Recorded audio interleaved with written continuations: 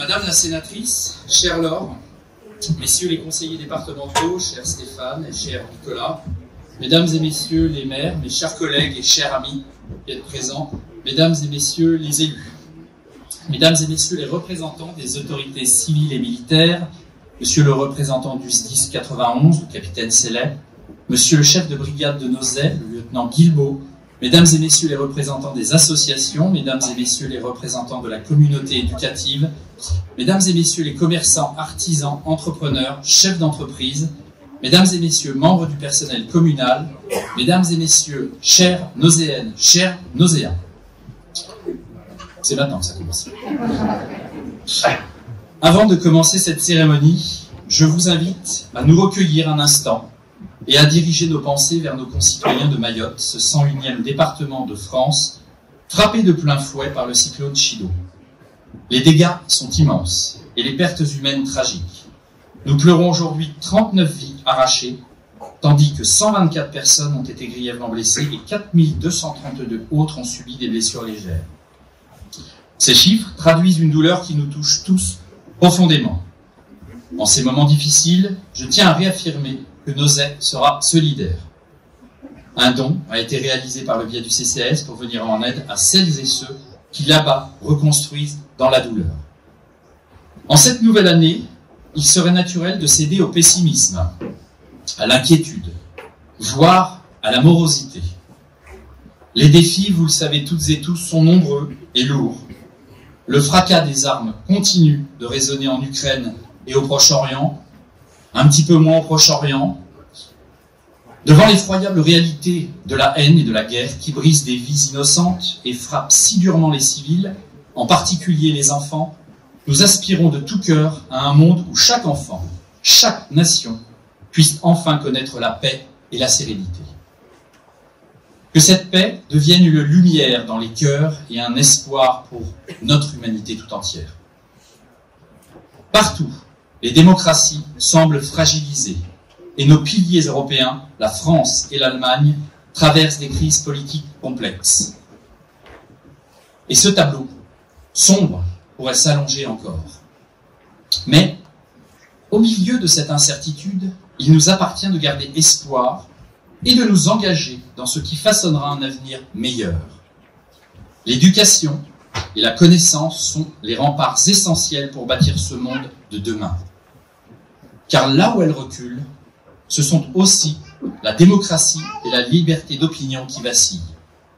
Ensemble, continuons de défendre ces valeurs pour préserver ce qui nous unit et ce qui nous donne du sens à notre humanité commune.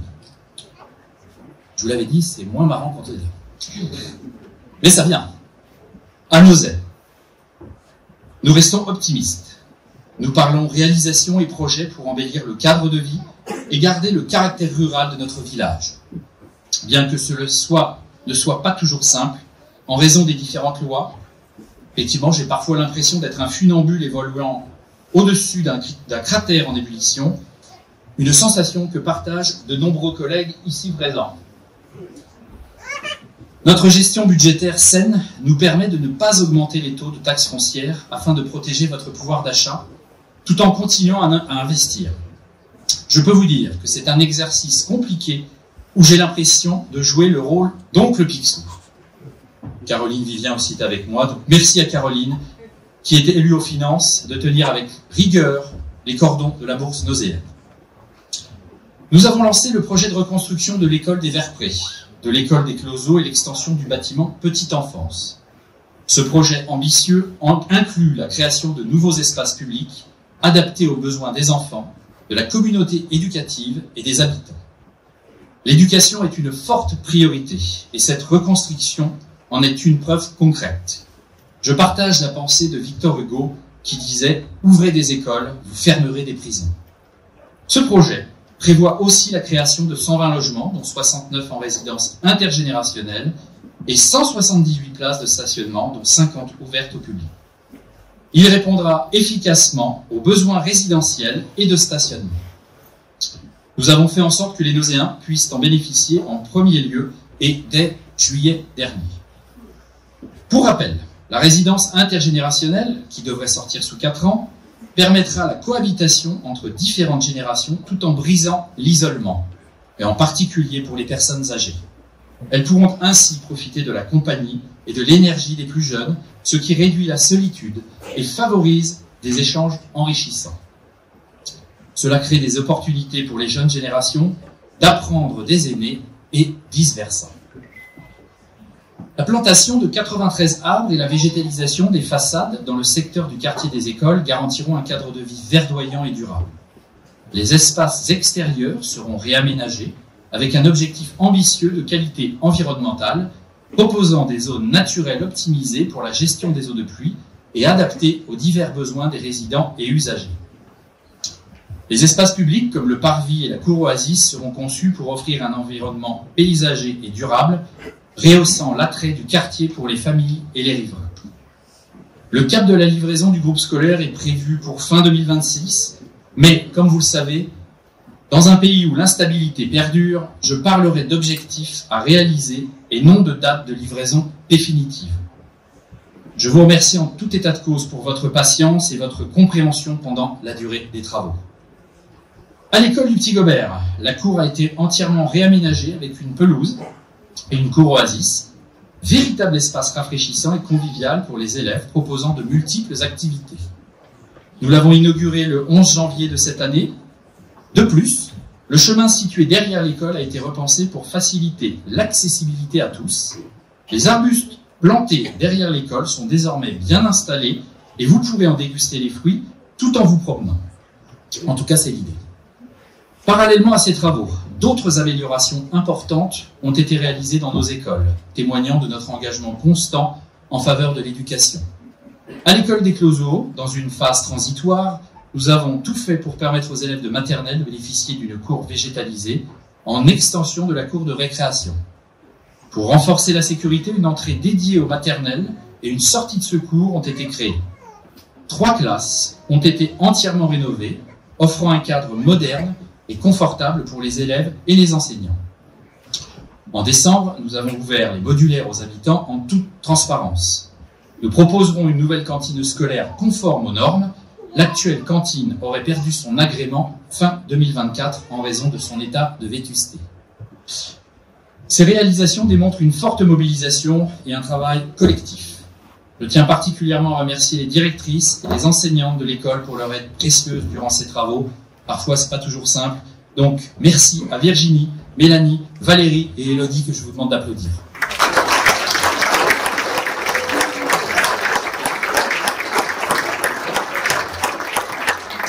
Dans toutes les écoles de la commune, des travaux ont été menés tels que la peinture de salle de classe, l'installation de rétroprojecteurs pour favoriser les apprentissages numériques et le réaménagement d'espaces pour répondre aux besoins des équipes pédagogiques et des élèves.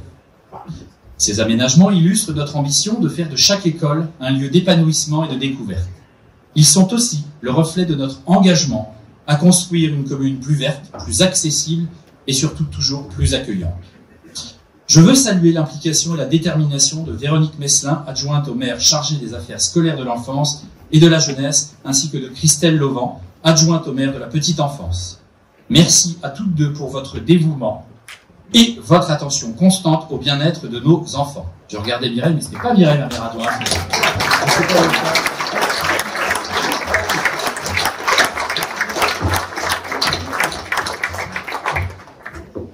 Six jeunes nauséens se sont investis dans le projet Job d'été, organisé par notre service jeunesse en collaboration avec les services techniques de la ville. Grâce à leur travail acharné et à leur dévouement, l'entrée et les couloirs de la halle des sports ont été repeints, apportant une nouvelle fraîcheur de cet espace. Nos jeunes ont également réalisé divers travaux à l'école des Verprés et participé au rangement de plusieurs zones, montrant ainsi leur polyvalence et leur esprit d'équipe. En 2025, ce sera au tour de la réfection des peintures des vestiaires de Villarceau et de Pierre Dupuis. Là aussi, un grand bravo et merci à eux pour leur implication et leur contribution à l'embellissement de nos infrastructures. Je vous demande de les applaudir également.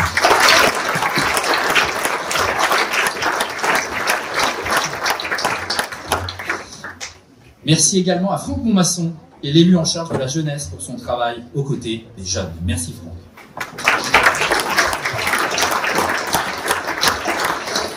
Alors, dans les bonnes nouvelles, parce qu'il faut continuer, puisque vous avez compris qu'on avait laissé les mauvaises nouvelles de côté, pour les amateurs de glisse urbaine, c'est comme ça qu'on appelle ça, je ne le savais pas, mais maintenant on l'appelle comme ça. Un tout nouveau skatepark sera créé cette année à proximité du complexe sportif de Villarceau. Ce projet a été porté avec enthousiasme par nos jeunes élus du conseil municipal des enfants et je tiens à leur rendre hommage, et vraiment un hommage sincère, pour leur engagement et l'ensemble des initiatives qu'ils ont menées avec passion. Bravo à eux.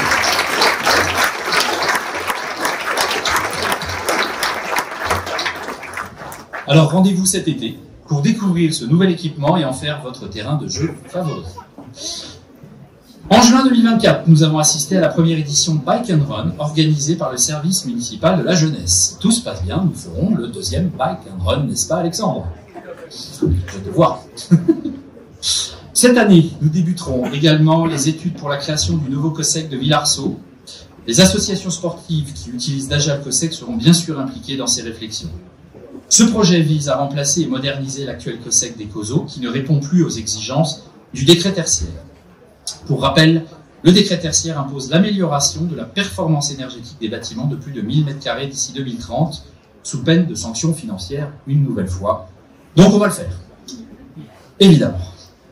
Côté travaux, la route de Villejuste a fait l'objet d'un remplacement de la couche de roulement entre le rond-point de la halle des sports et le virage en direction de Nokia, comme vous avez pu le constater.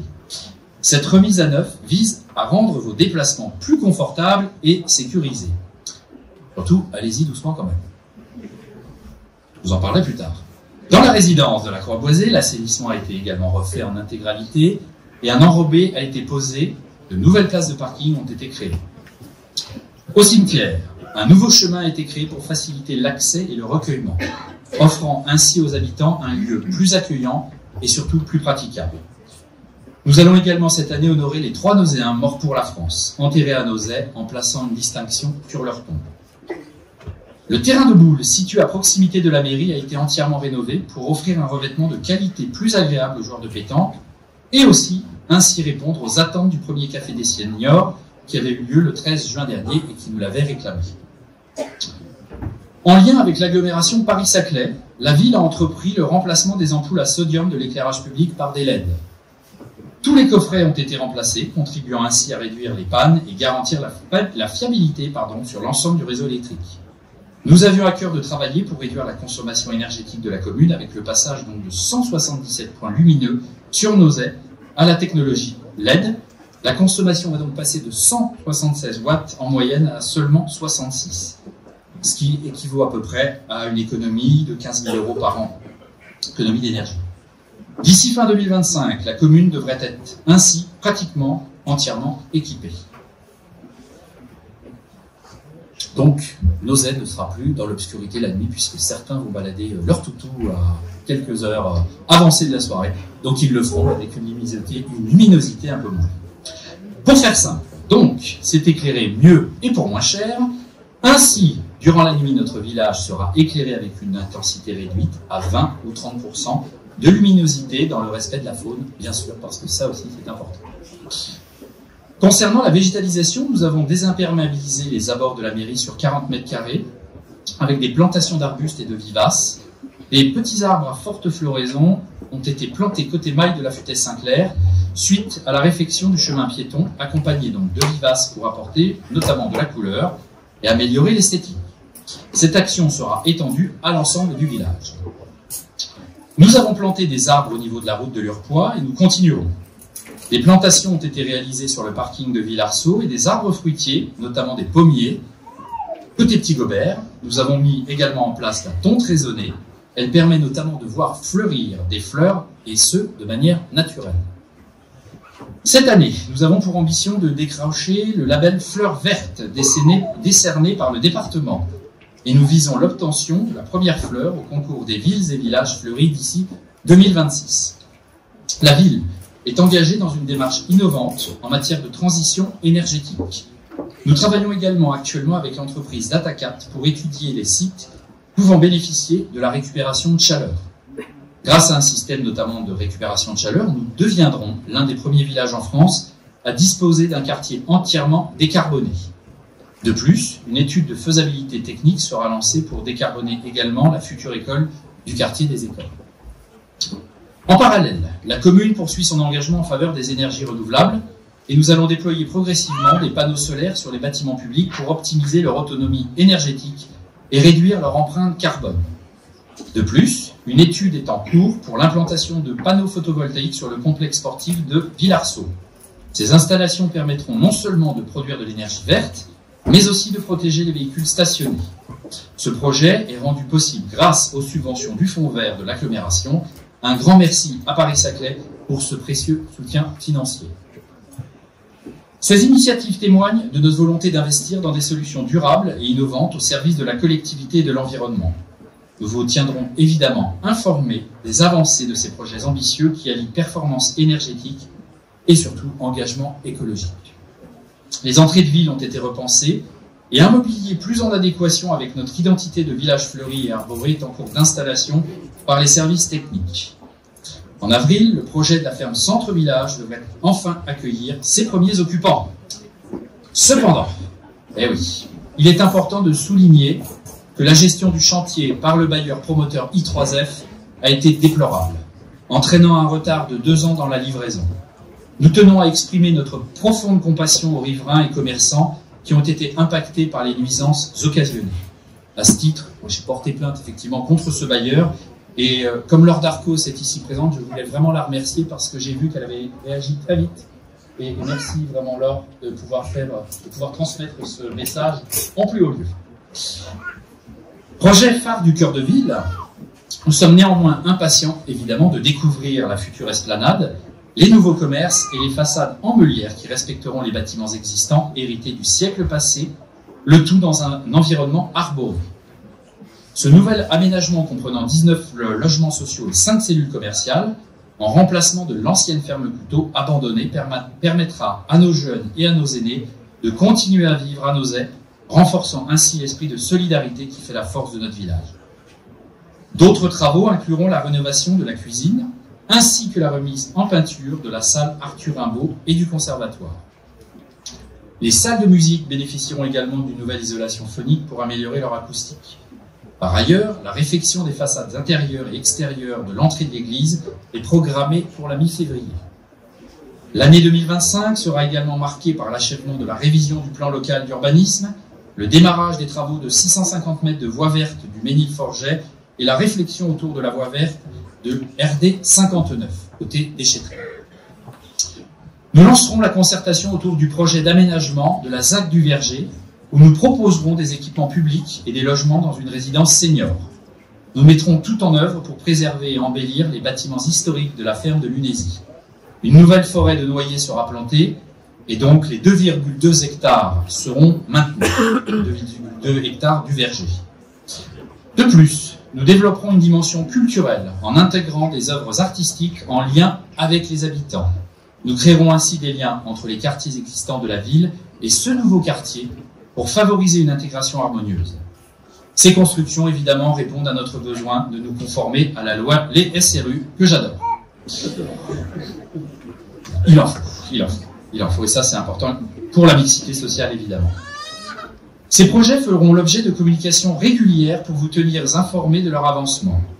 Merci aux élus Denis Toulier, Christian Fournès et Yves Fache qui suivent chaque dossier avec précision et détermination. Là aussi, où malheureusement dans un pays où dénicher des prestataires fiables relève parfois de l'exploit, ce n'est donc pas toujours une tâche aisée. Merci de les applaudir.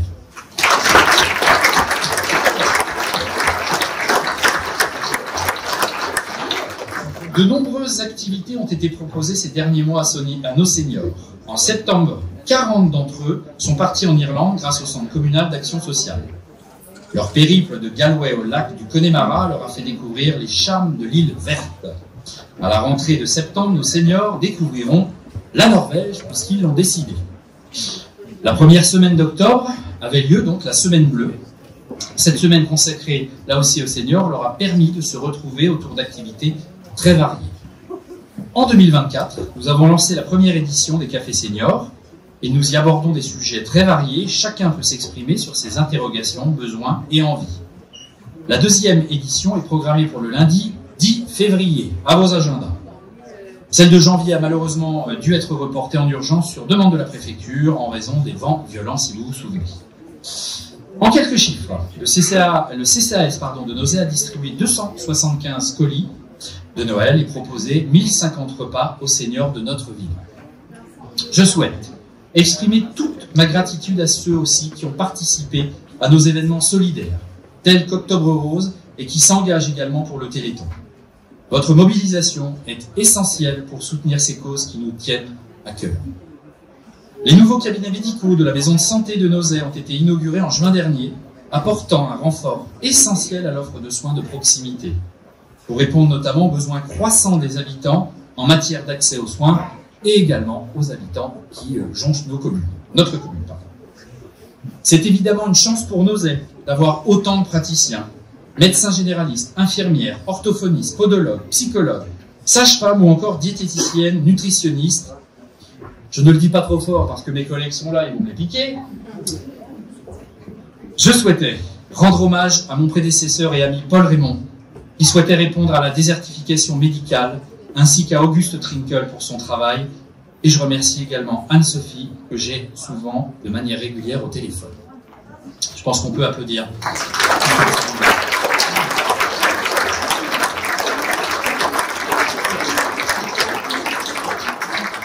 Et évidemment, je n'oublie surtout pas Paul, parce que c'était un projet qui lui tenait vraiment à cœur et il l'a fait vraiment pour nous tous. C'est effectivement extrêmement important et j'espère que tout le monde s'en rend compte. Je voulais donc remercier également les élus, Patrice Feillot et FSOC, pour leur investissement au quotidien. Et là aussi, je peux vous dire qu'ils œuvrent énormément. Merci de les applaudir.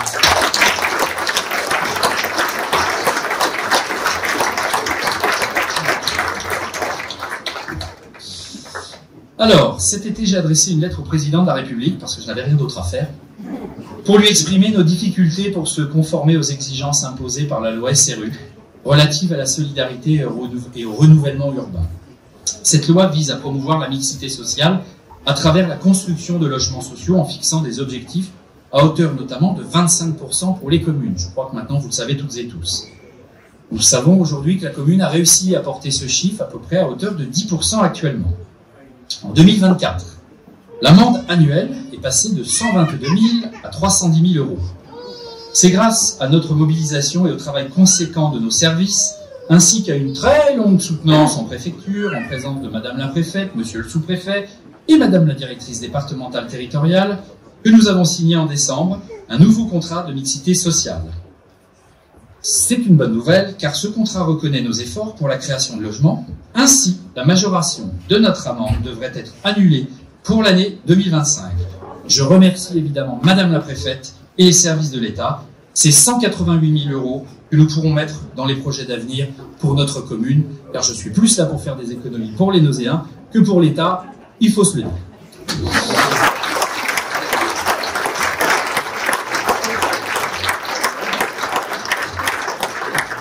Il ne faudra pas le répéter. L'an dernier, nous avons eu le plaisir d'accueillir 2 nouveaux agents de police municipale. Leur mission est d'assurer notre sécurité tout en renforçant les actions de prévention auprès des habitants. Leur présence marque une étape importante pour le bien-être de chacun. Ils œuvrent également pour combattre le fléau des déconnexions de la fibre Internet. Et je tiens à souligner qu'il y a désormais beaucoup moins de problèmes de déconnexion depuis leur intervention. Les moyens mis à disposition de la police municipale ont été modernisés, incluant un appareil de dépistage performant et un taser de dernière génération, tenez-vous bien. Je pense qu'ils ne s'en serviront pas, mais bon. Je me méfie parce que des fois, même contre moi, quand je vois leurs yeux, bon, je fais attention. Cette année également, verra l'installation de 3 nouvelles caméras de vidéoprotection. Ce seront certainement les dernières, puisqu'on est plutôt bien affublés, puisqu'on est à peu près 56 caméras à nos aides. Donc souriez, vous êtes filmés. Ça fait plaisir de vous voir tous les jours, je peux vous le dire. Mais c'est vrai que nous avons aujourd'hui 3 policiers municipaux, mais nous avons aussi 26 gendarmes à Nozay, et je les remercie de leur présence, parce que j'ai vu le lieutenant et la majeure tout à l'heure. Merci beaucoup.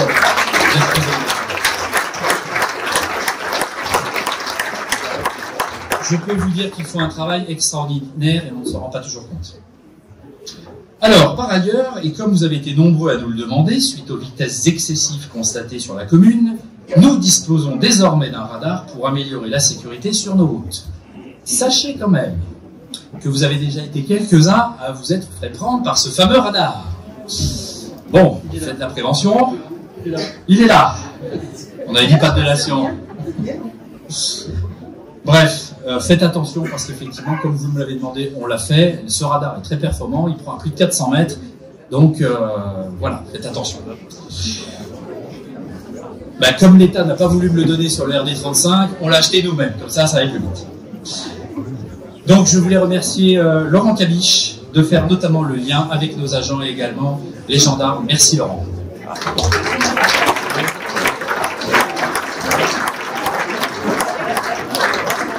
Il était là, je ne pourrais compter. Bon. Alors, il a eu peur par rapport au radar, c'est normal. Voilà. Alors, je tiens en parallèle à exprimer ma peine et ma colère devant les agressions dont nos forces de l'ordre et de secours qui sont aujourd'hui beaucoup trop souvent, dont les forces de secours sont trop souvent victimes. Nous ne pouvons rester attentistes devant les actes intolérables et indignes visant ceux dont la mission est de porter secours et assistance aux autres. Je veux vraiment qu'on les applaudisse très très fort. Nos forces de l'ordre, nos forces de secours.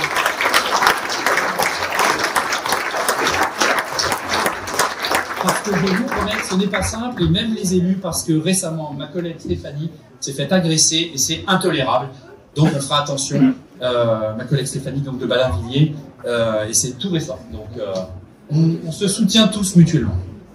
Alors, sachez qu'à Nozay, en tout cas, on reste respectueux justement des forces de l'ordre, et surtout de nos forces de secours, donc c'est plutôt bien. Mais en revanche, évidemment, on restera toujours vigilant par rapport à ce sujet. Dans cette même optique, merci à tous de continuer à faire preuve de civisme. Nous formons une grande famille et il est toujours important de le rappeler. Parfois, ça peut arriver. Donc, il ne faut pas s'insulter, évidemment, et faisons en sorte que ça se passe au mieux. Voilà. Dans notre dynamique de concertation et d'implication citoyenne, je tiens à remercier les 336 foyers nozéens qui ont pris le temps de répondre à notre enquête qualité sur les projets et les services du village. Vos retours sont précieux et permettent de mieux répondre à vos attentes. Comme annoncé au sein de notre programme lors des élections municipales de 2020, nous lancerons un budget participatif de 35 000 € dans quelques semaines. Soyez attentifs à cela. Ce dispositif va permettre à chaque nozéen de proposer et choisir directement les projets qui seront financés par la commune. Ce budget est une première étape pour vous donner une voix plus forte dans les décisions d'investissement. Autre nouveauté importante, la mise en place d'une mutuelle communale. Ce service déjà opérationnel permet à tous d'accéder plus facilement à des remboursements de soins, à des tarifs négociés, donc n'hésitez pas. Nous voulons ainsi répondre aux besoins de ceux qui n'ont pas accès à une couverture de santé optimale et surtout réduire les inégalités d'accès aux soins. Cette initiative a été lancée en fin d'année et connaît déjà un très vif succès. La saison culturelle de cette année a débuté sur les chapeaux de roue.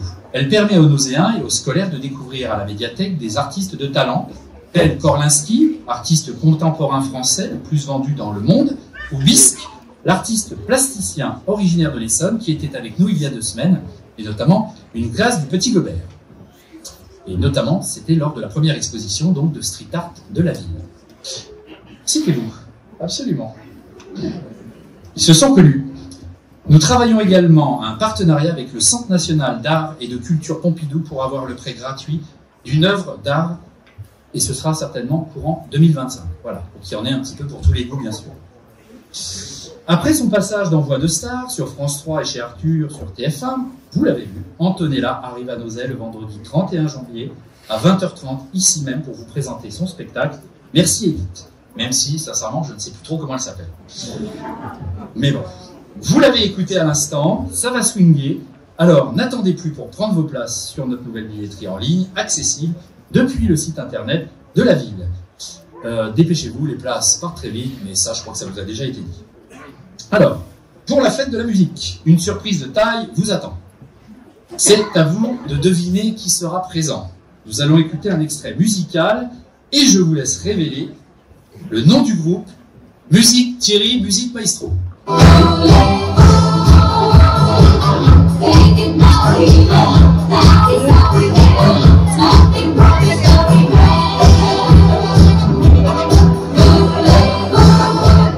Ça marche pas, moi.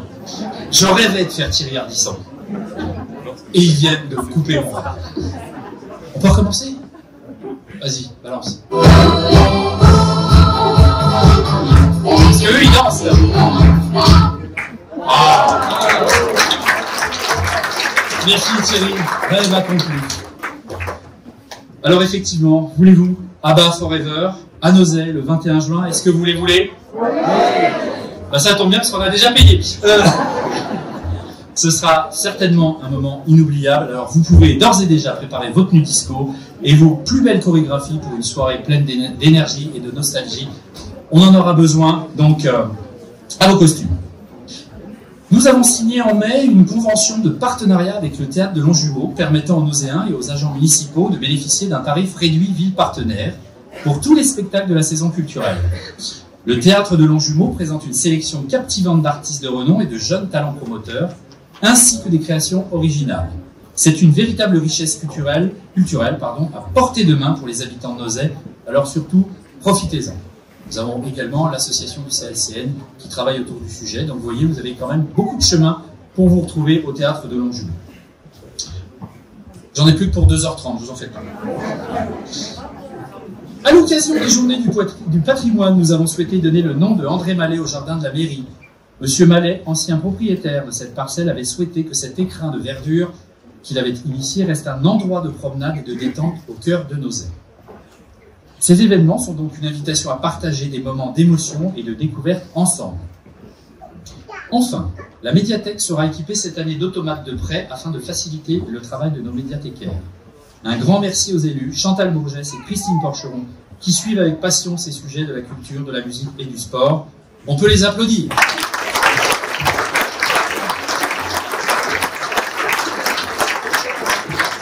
Alors, dans quelques instants, et non pas 2h30, tout va bien, vous allez pouvoir déguster les spécialités de nos commerçants locaux.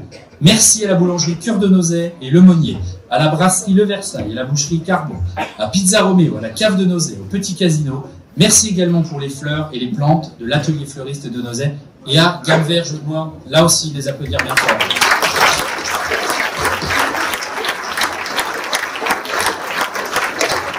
Parce qu'ils sont donc là ce soir et grâce à eux, si vous vous rappelez, pendant la période Covid, effectivement, Nozay était autonome. Et pour le cas, c'était Nozay Corsica Nation. Donc pour le coup, c'est la seule fois où on a pu voir que nous étions autonomes. C'est pas plus mal non plus. Mais en tout cas, je les remercie vraiment. Je n'oublie pas également le marché de Nozay. Surtout, allez sur le marché de Nozay chez Didier Esquera, c'est important. Parce que, effectivement, là aussi, ils sont là. Madame Pédousseau, qui est là également. Et Erwan, je les salue bien fort. Mais en tout cas, c'est véritablement très important d'avoir un marché. Et sincèrement, profitez-en parce que c'est du frais. Voilà. Ce qui m'amène à dire, que n'oublions pas, consommer local, c'est l'idéal. Voilà. Mais quand même,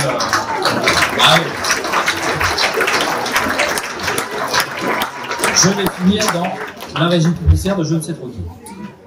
Alors, là aussi, je voulais remercier Fabien Leblévec, qui est l'élu en charge des commerces, qui reste à votre écoute pour toute question ou suggestion. Il s'occupe également de la fibre. Je sais qu'il en a eu un certain nombre d'entre vous. Merci Fabien. Je vous demande de l'applaudir. Merci Fabien. Au moment de conclure ce discours, et là, normalement, et avant de passer au dessert avec le maire, permettez-moi de remercier chaleureusement l'ensemble de la communauté éducative, les représentants des parents d'élèves et les bénévoles des associations qui se consacrent toute l'année, là aussi avec passion et dynamisme, à faire battre le cœur de Nozay. Un grand merci à eux, parce que sincèrement,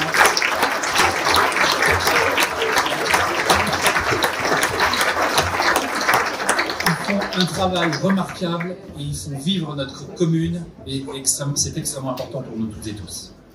Je voulais évidemment remercier donc nos partenaires de l'État, de la région, du département, de la communauté d'agglomération Paris-Saclay, sans oublier les entreprises qui ont travaillé à la réussite de Nozay. Comme vous l'avez compris, à travers ce discours, nous œuvrons à façonner le Nozay de dans 30 années, 30 prochaines années. Eh oui, c'est tombé sur moi. Écoutez, on y va. Un grand merci à vous, chers Nozéens, chères Nozéennes, pour votre confiance. Nozay est un village où il fait bon vivre ici, en Essonne, Merci à toutes les personnes qui ont contribué à l'organisation de ces vœux, notamment les agents du service des affaires culturelles, de la communication, de la cuisine centrale, de la vie associative, les services techniques et la police municipale. Il est important d'ailleurs de pouvoir rappeler que ce travail, ces réalisations et ces projets ne pourraient pas être possibles sans leur travail quotidien. Je vous demande vraiment des applaudissements.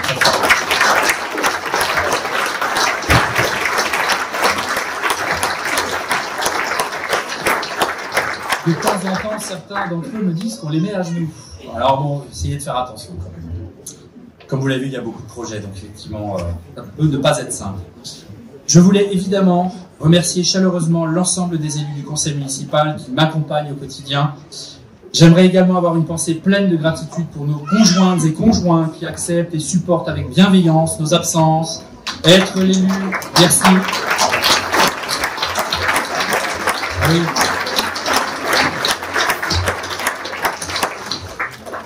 Merci Sandrine.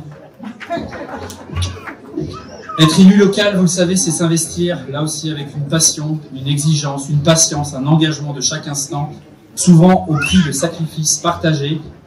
Et donc, voilà, je vous remercie en tout cas d'avoir applaudi tout ce petit monde-là, parce que sinon, nous ne serons rien. Je conclurai. Je crois que c'est la 3e fois que je vous le dis. Vous l'avez noté en fait. Christian, je conclue. On en a un à l'aglo qui est très spécialiste pour les conclusions. Je conclurai en empruntant les mots d'Antoine de Saint-Exupéry pour vous dire que, pour ce qui est de l'avenir, il ne s'agit pas de le prévoir, mais de le rendre possible. C'est le sens de notre engagement pour notre belle commune. Et on continuera à s'y engager. Alors, je fais le souhait. Vous allez voir, j'en ai plusieurs. Et je conclurai après. Tout d'abord, je fais le souhait que 2025 soit l'année du sursaut pour notre planète et pour l'humanité concernant l'urgence climatique. Vous êtes d'accord, les enfants? Ok. Je sais que vous me le dites à chaque fois, donc c'est important. Que 2025 soit l'année du respect pour nos forces de l'ordre et des secours. Que 2025 soit l'année de la bienveillance envers ceux qui souffrent. Que 2025 soit l'année d'un débat démocratique serein et apaisé. Que 2025 soit l'année d'une paix durable pour chaque nation. À toutes et tous, je vous renouvelle mes meilleurs vœux. Vœux principalement de santé, de réussite personnelle, familiale et professionnelle. Excellente année 2025. Vive nos airs, vive la République, vive la France.